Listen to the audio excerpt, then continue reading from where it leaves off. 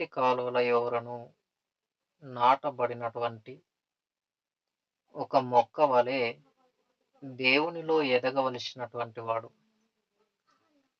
పరిశుద్ధ గ్రంథంలో చెప్పబడినటువంటి మాట ప్రకారంగా మనము ఆలోచన చేయగలిగితే కీర్తనల గ్రంథంలో మనం ఆ మాట చూడగలం. మొదటి అధ్యాయము కీర్తనల గ్రంథము మొదటి అధ్యాయము 3వ వచనంలో మనము ఆ మాట స్పష్టంగా చూడగలము. ఒకసారి ఆ మాట చూద్దాం. కీర్తనల గ్రంథము మొదటి అధ్యాయము 3వ వచనంలో, అతడు నీటి కాలువల యోరను నాటబడినదై. అతడు అంటే ఎవరు? 2వ వచనం నుండి చూద్దాం. యెహోవా ధర్మశాస్త్రం నందు ఆనందించుచు దివారాత్రము దానిని ధ్యానించువాడు ధన్యుడు. అతడు ఎవరు? వాక్యాన్ని దివారాత్రము ధ్యానించేవాడు.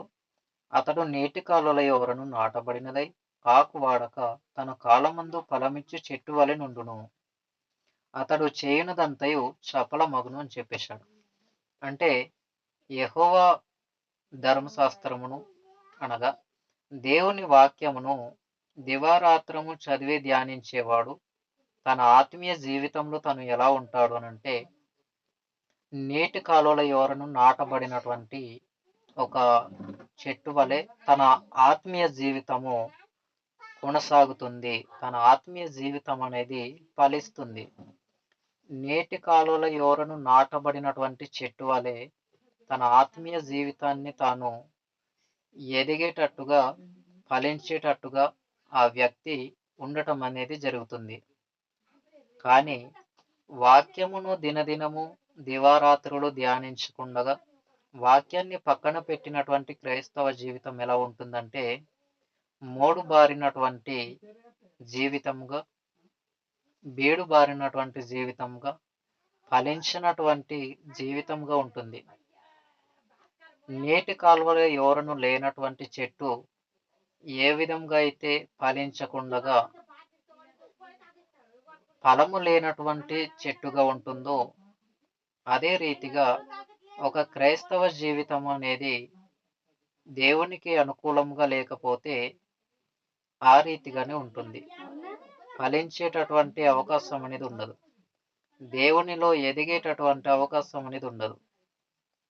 కాబట్టి ఒక క్రైస్తవుడు ఏం చేయాలి అనంటే ఆత్మీయంగా దేవునిలో ఎదగటానికి పరిశుద్ధ గ్రంథమును చదవగలిగే ప్రతి క్రైస్తవుడు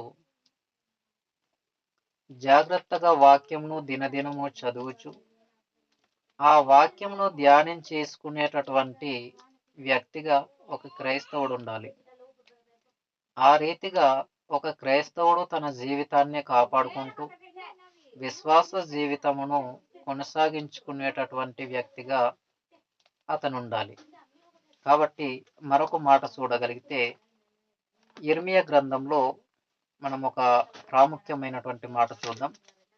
ఇర్మియా గ్రంథము 17వ అధ్యాయము ఇర్మియా గ్రంథము 17వ అధ్యాయము 7, 8 వచనాలు మనము జాగ్రత్తగా చూడగలిగితే గనుక ఇర్మియా గ్రంథము 17వ అధ్యాయము 7, 8 వచనాలు మనం చూడగలిగితే ఇక్కడ చాలా ప్రాముఖ్యమైనటువంటి మాటలు మనకు కనబడతాయి. యెహోవాను నమ్ముకొనువాడు ధన్యుడు, యెహోవా వానికి ఆశ్రయముగా నుండును. యెహోవాను నమ్ముకున్నవాడు ధన్యుడు, ధన్యత కలిగినటువంటి వాడు. యెహోవా ఆ నమ్ముకున్నటువంటి వ్యక్తికి తోడుగా ఉంటాడు, ఆశ్రయముగా ఉంటాడు అని చెబుతున్నాడు. తర్వాత 8వ వచనంలో వాడు జలముల యొద్ద నాటబడిన చెట్టు వలె నుండును. మరల ఎవడు? యెహోవాను నమ్ముకున్నటువంటి వాడు అనగా క్రైస్తవుడు.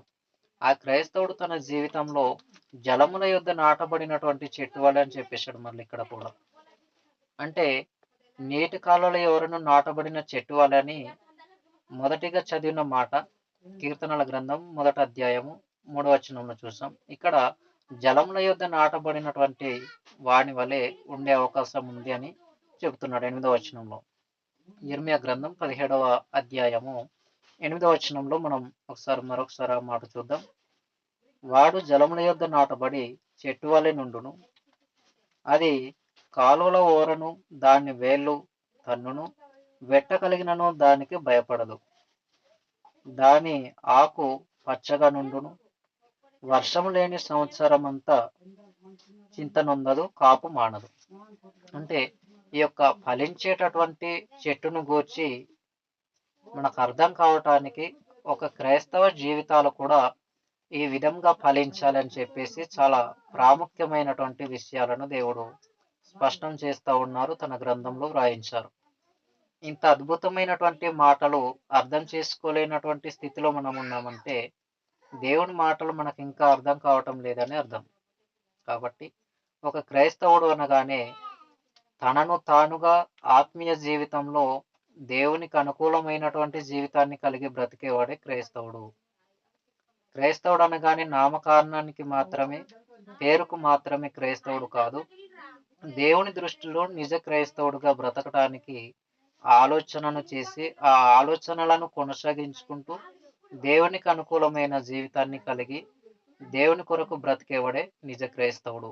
కాబట్టి మనమందరం కూడా నిజ క్రైస్తవులుగా నీటి కాలువల ఎవరన్నా నాటబడినటువంటి మొక్కల వలె, ఒక చెట్ల వలె దేవునిలో ఎదగాలన్నది దేవుని యొక్క ఆలోచన, దేవుని యొక్క ఆశ. దేవుని ఆలోచనను, దేవుని ఆశను నెరవేర్చే క్రైస్తవ పిల్లలుగా మనమందరము ఉండాలని తెలియజేస్తూ ఈ మాటలు ముగిస్తా ఉన్నాను.